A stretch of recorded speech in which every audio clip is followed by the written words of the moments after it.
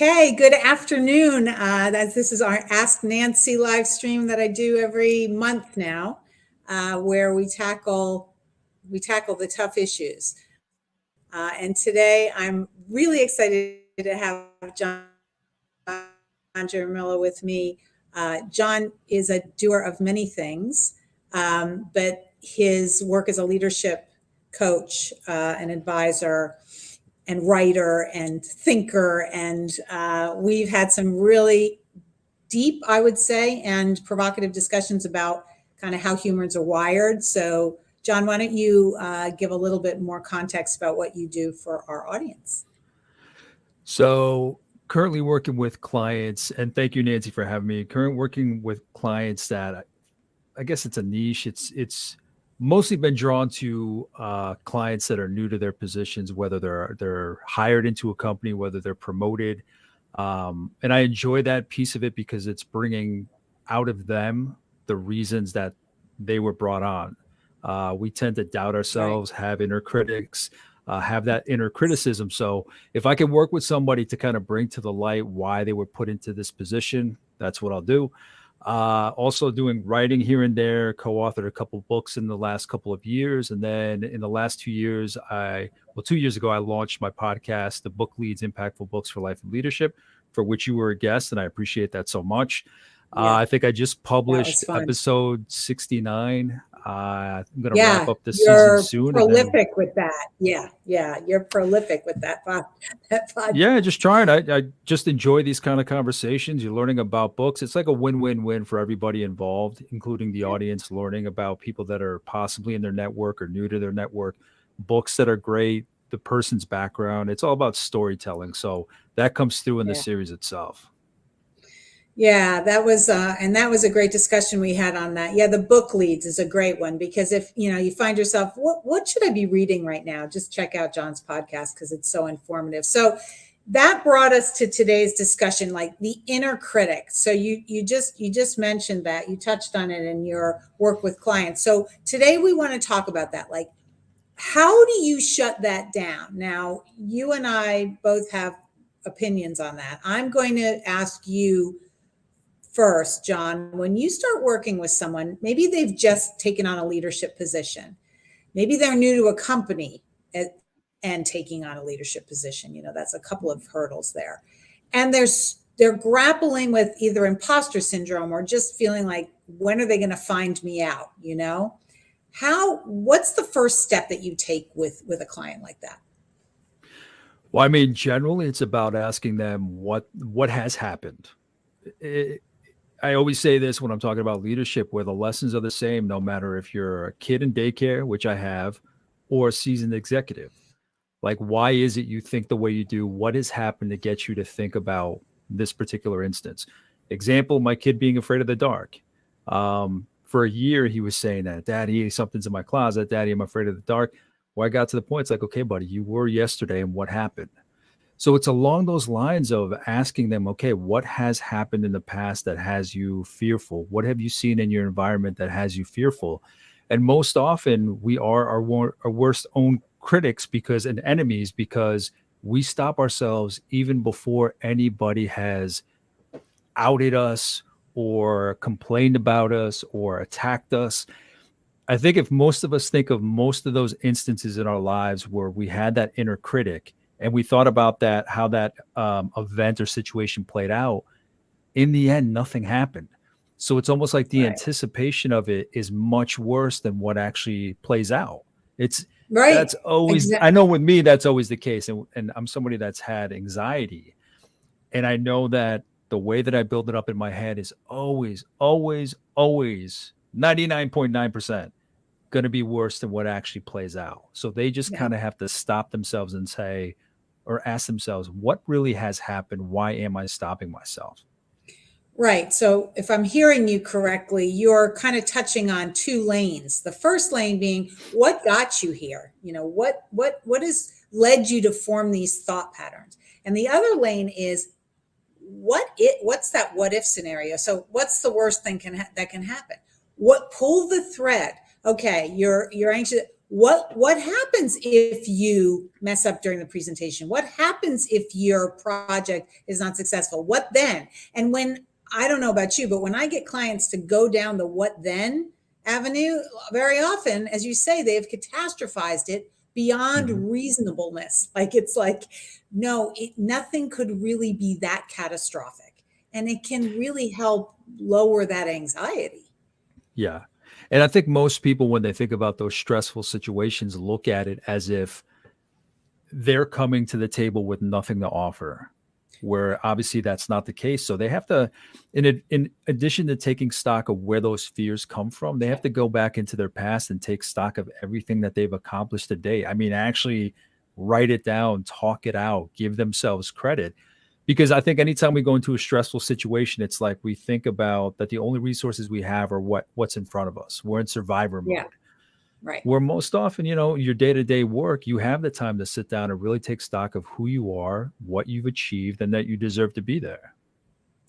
Yeah, we are hardwired as humans to focus on the negative and remember the negative, right? So we know where the tiger lives. So we are just, it's the way we are, but we can, every thought is a possibility, right? That's my mantra. So we can choose to shift and pivot out into the other thought that serves us better, because we're no longer, hunting and gathering and trying to kill our dinner.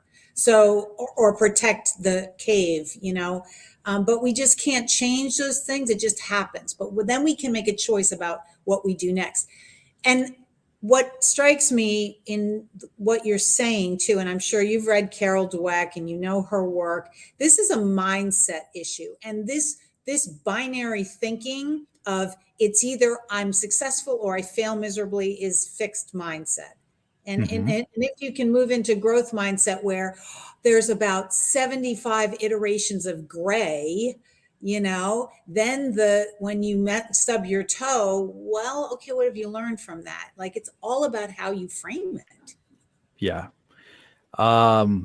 Yeah, you just said you made so many great points, but just that primitive aspect where I think you and I talked about it during our series, our episode on my series. I think I've talked Yeah, about this ad nauseum almost. But the way that we're programmed, the primitive mind, thousands of years, survival, survival, survival, that now we get to this point where for the most part, we don't need to worry about that. Most people have shelter. Most people have right, jobs. Most people have all those basic, Maslow's hierarchy of need at the bottom, the survival stuff handled. right. So now we build up, and we're programmed over millennia to like be ready to fight. So we build things up in our head. So we're always on the offensive. Right. And then what was the last piece you just talked about, Nancy? The mindset, Carol Dweck's The work, mindset. that I binary mean, thinking. Yeah. yeah, it's this idea of failure, and you grow up thinking that it's all about meeting the metric or failing all through school, whether you did high school up and through college, up into your master's degree. But when we're youngest, that's when we see it most. You either Yep. meet the metric or you fail. And it's programmed in our heads that we have to Yep. look a certain way. We have to achieve a certain thing. We have to achieve a certain look, maintain a certain facade. Where instead we're never taught, and I've spoken about this before, like the scientific method, we were always taught it to do cute little experiments in high school, but we were never taught with it for how to live life, that if something doesn't work, we can go back to the drawing board. We can look at it as a game, as an experiment, that it's not do or die on just that one try.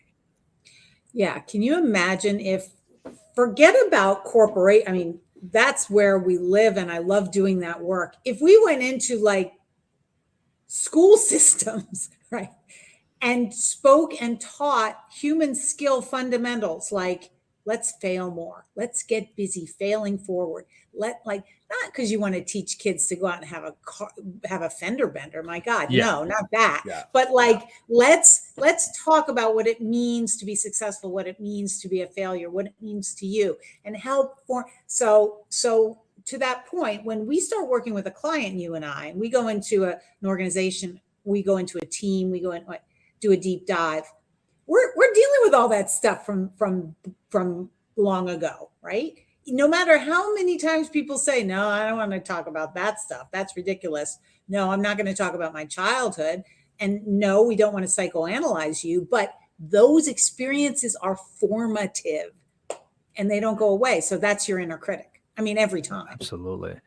Absolutely. And I think when this subject has come up during conversations, during interviews, during these episodes that I've had, episodes of the podcast, not psychotic episodes or anything like that. Yes. Yeah, just this understanding that things are going to happen, that it isn't do or die. Um, it's just a lot of reprogramming, as you said. And I've talked about, because trauma has also come up in these conversations. Yes. It came up in our conversation. It's come up in Yes. several of my conversations where even if you don't think it's trauma, something that made you uncomfortable from childhood, whatever it may be, whatever level of severity, Nancy, it kind of sets the tone. It sets the degree, the direction for which in which your life goes. And the Totally. thing is, I remember using this word in our conversation was certain times when I feel anxiety or stress, I think back and I can picture myself as a little kid feeling that way. And it's amazing how palpable that feeling is. Now that Oh we're my talking about goodness. this, all that conversation is coming back because you can just, it's almost as if you're in that moment, and that's how visceral it can be, really. Because you are in that moment, because your nervous system is in that moment. Yeah. But your And I nervous remember, system, yeah, I remember saying I wanted to stop thinking that way, that it was bullshit. And I think you stopped me and said, no, it's not BS. It serves a purpose. And it does. It absolutely does. totally It, does. it's It's just hard. amazing. It's It's annoying how amazing. much it stops us. It does. So for our audience here, you are this inner critic piece. We the sooner we embrace the fact that it is in our control, the better you feel about it. Because I think sometimes people feel like it's my inner critic. It's that voice in my head that's, telling me maybe don't do something. And maybe it's an instinct I should listen to. So, right, we are believing our thoughts, number one. You are detaching from the control you have about your own thoughts. And then you go down a rabbit hole of, oh, well, I should be afraid of this promotion. I should be afraid of taking up space in this team meeting because my inner, voice is telling me that and protecting me. Okay, no. So it's your nervous system that's getting triggered some which way or another, and then you're the part of your brain that's your fight or flight gets activated, and then your thinking brain gets held back, put Mhm. on pause. So it's this awful confluence of things that happen neuropsychologically, neuroscientifically, that you can change, right? And I think, John, I don't know what you think about this, but this word trauma is so charged.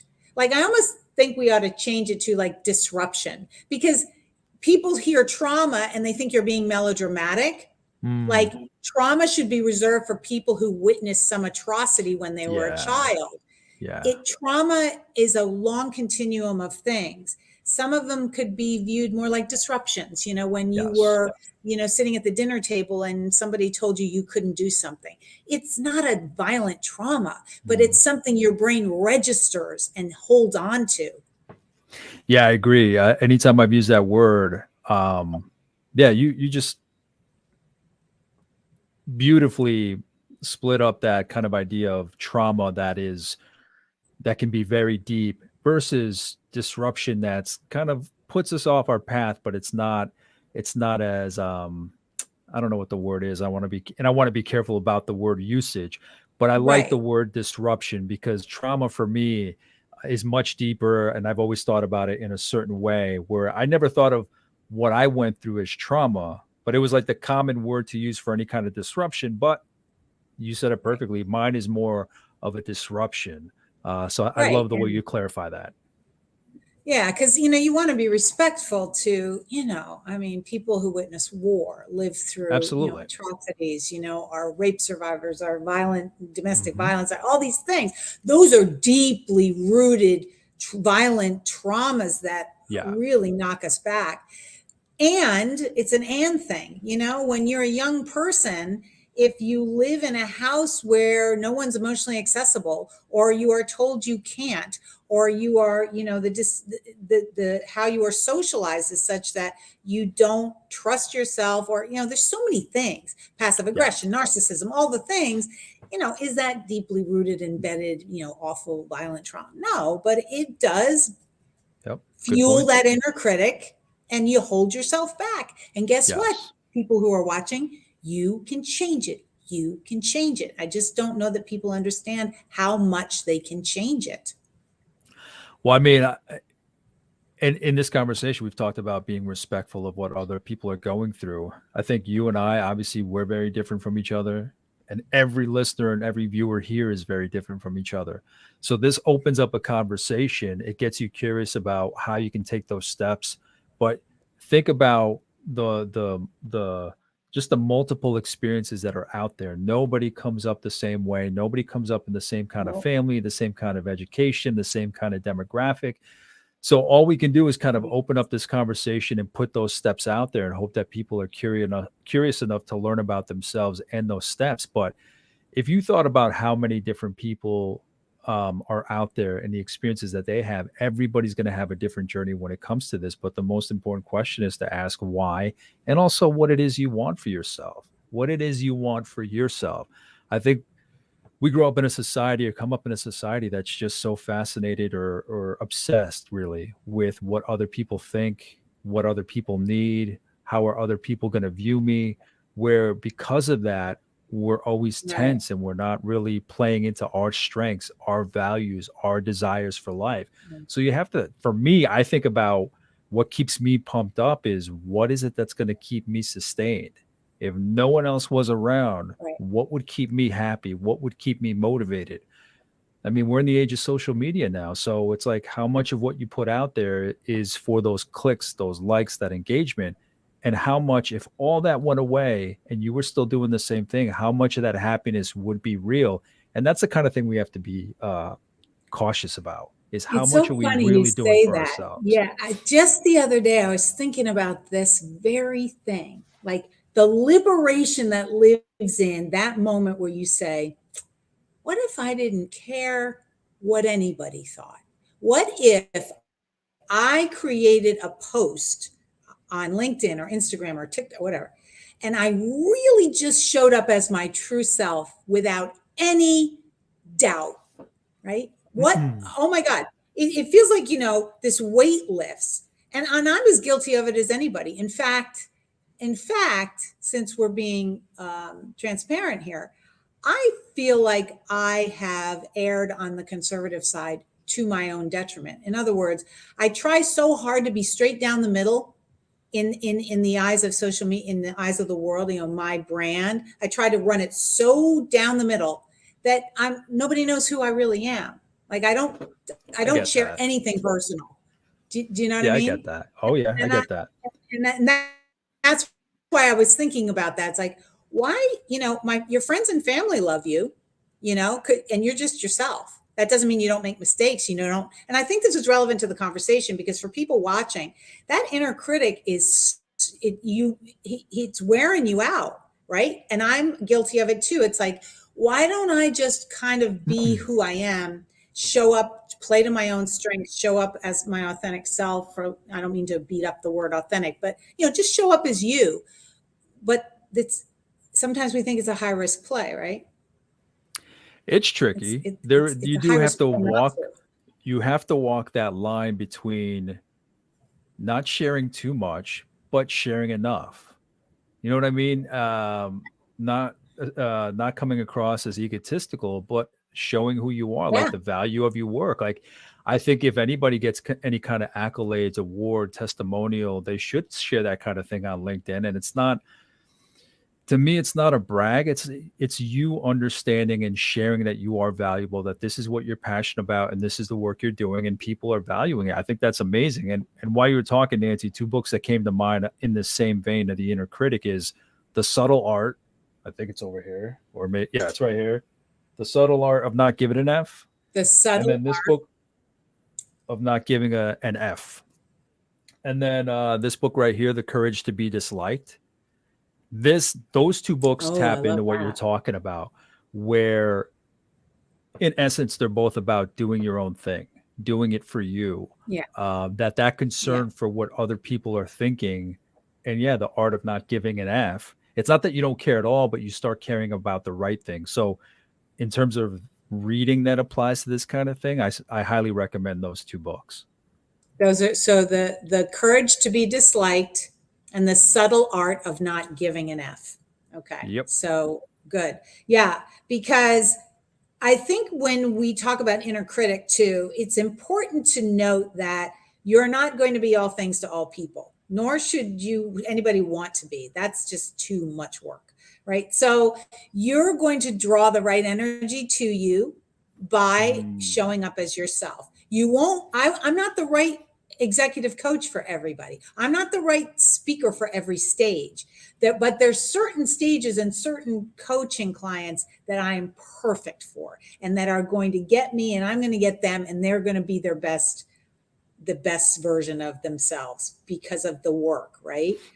But you have to be comfortable with that. Like, okay, like not all engagements work, not all right. I'm sure you found that in your work. Oh yeah, absolutely. Absolutely. Yeah. And I don't think everybody, whether in coaching or just in your personal life, I don't think everybody's meant to get along and jibe with the next person. No. You mentioned energy. Energy is huge. Yeah. So if you want to create something for yourself, if you want to build a business, if you want to go back to school and you've done your due diligence, like you feel this is the right thing for you got to surround yourself with the right people, Right. and sometimes people that are just supportive, family, friends, God bless them. Support is great, but sometimes you need somebody that's going to help you really fire yourself up. So energy is everything, because if you're in the wrong kind of group or the wrong kind of environment or community that doesn't share your energy for wanting to move forward, for wanting to get better, that holds you back. So that is true. You should surround yourself with people that you want to be more like, not specifically, but in terms of that energy, go getter, whatever it may be. So energy Yeah. is huge, because if That's you're in the yeah. wrong energy, if you're in the wrong group, it's just going to hold you back. Such a great point for those watching. So inner critic work is internal work, but to your point, John, who are you surrounding yourself with? It's critically important to have a tribe, to have a group of people that you may not have been friends with them, but for the last 6 months, maybe you met them on a networking thing, and you're like, call on them when you are finding yourself at a crossroads or you're getting mired in your own thoughts, because they get it, right? I'm guessing, you've crossed paths with these people because you have similar interests or you're doing the same kind of work. I know that I lean on people that I've met through my work because I can have really pithy conversations with them. And it's the kind where you get off the phone or you get off the Zoom and you feel kind of sparked, you feel charged up. You're like, oh gosh, I'm so glad I had that conversation. And the flip side of that is when you get into conversations with people that sap your life force, that's just no bueno. That's just Yeah. not a good use of your time. And I'm not saying they can't be your friend, but I'm saying you have to manage those relationships, or family member. You have to manage the relationship and just not talk about things that are going to send you down that rabbit hole. Would you agree with that? Absolutely. Like I said, family support is great, but family support, and I love my family to death, love my friends to death, but you do need to look for people that have that energy. And it's a game of numbers. I've been on LinkedIn for years, and it's conversations with my guests, people that I just met during the pandemic, maybe right, a couple weeks before the episode that we recorded. And by the time I get up from that conversation, I'm charged, I'm sparked, like you said. You get fired up. Yep. So my network is amazing, absolutely. But there's certain people that I've met and sought out that have that same kind of, let's set the world alight. Let's change the world. They're not just, in it for transactions or business or revenue. They want to change the world. So I Right. would say to anybody when they come across this advice about seeking out the right people, it's not going to happen overnight. Keep No. looking. You may think you're in the right group, but you may find somebody that, the best way to describe these conversations that I've had and finding the right people is that you bring the brilliance out of each other. Your brilliance Yes. doesn't have to match. It doesn't have to be the same industry. I've had amazing conversations that I've been lit up by that conversation, but the person and I couldn't do anything in business wise, no projects or anything like that. But somebody said, you two should meet each other because I just think something great will come out of it. And you do, you get fired up because of that Yeah. proper energy, the right energy for you. Totally. And it just, yeah, the key to it, I think, is curiosity. The more curious you are, like I, will go to events or go to a networking thing. It's not my favorite thing to do, to walk into a group of strangers, honestly. But I do it. And sometimes I just talk to one, there's one connection that I make out of 50 or 70 people. And it's just nurturing conversation, and then we continue the conversation. It's meaningful. You don't just go to hand out your digital card, or you go with a sense of curiosity, with that growth mindset we talked about, right? Mm-hmm. Because then you see and hear different points of view, diversity of thought, all this cool stuff, and I come home and get back to my desk and I'm all charged up. It's like the world is great, like there's so much stuff going on in it, you just want to tap into it. But the inner critic gets really loud when your world gets really small and you don't have that network of people to your point, it takes time and it takes curiosity. So just roll with it. Like, keep trying new things, keep meeting new people. That's the best fuel for the better thought. Yeah, it's like it's not as easy as this saying, but it's almost like you have to drown out that voice. It's Yeah. a negative voice that's going to sap your energy. It keeps you alive. It's that anxiety, it's that stress. It keeps you humble. But if it holds you back too much, that's when it's dangerous. That's when it's counters what you're trying to build. So it helps to have those positive energy, positive communities to offset that voice. Right. And also those people validate you. When people get you, it's all right to say to your tribe sometimes, to reach out and canvas them and say, hey, when you think of me, what do you think of? Like, this isn't a self-serving exercise. I really want to get perspective. When you think of my work, when we hang out together, when we have conversations, what do you walk away with? What do you think I'm good at? What do you ask people? Check Yeah. in. Like, it's okay. Like, even your loved ones, sometimes I do this with my kids periodically. How am I doing? Like, what has ticked you off lately? What could I be doing better? We do it in work. We don't often do it in our personal life. Ask people, how am I doing? Yeah. Because that can quiet your inner critic and help you when you're trying to shut that down. Yep. I agree. Those Yeah. those conversations, those friendships, we carry them. We're good at them. We love our friends. They love us back. But very rarely do we step back outside of it and say, how am I doing? The same way we want to at work. You think about being in the work. You think about being in the organization. Then you have to step back and look at the whole picture. Those Yeah. conversations, those asks that you're talking about, Nancy, are about, okay, let me step back. It's not a process, it is life, but you want to step back and say, okay, how am I doing? Be honest, ask Yeah. questions. It's the same kind of thing, a little more hard because it's on the personal side, but yeah. And sometimes it catches people off guard when you ask for feedback as a friend, as a relative, It like, does. They're like, are you sick? Are yeah, you? exactly. So it's beneficial for you. You want to know, and it shows them that you care. It shows them that you're Yeah. humble enough to ask what their opinion is, that you're concerned about their thoughts about you, about the relationship, what they may need. Yes.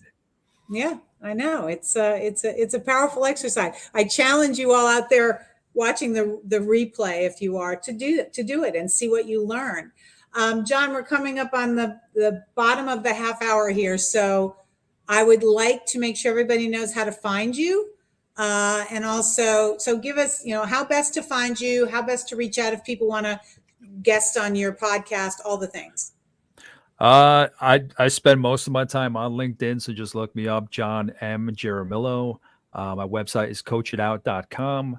As for the website, anything that has to do with the podcast, excuse me, everything is on LinkedIn. You can find my contact information, the projects I'm working on, the interviews that I've had. I post those all the time. So the best hub for me is actually on LinkedIn. Yeah, LinkedIn's a good. Well, I encourage people to reach out to John. He's a tremendous coach and also just a very cool human. So thank you, John, for being on this with me today. I'm sure we'll do it again. Again, I'm Nancy Berger. This is Ask Nancy. If you have any topics you would like me to cover in future live streams, shoot me a note at nancy.berger994@gmail. You can find me on LinkedIn also or on my website. And shut down that inner critic, y'all. We'll talk to you in another month. Be well.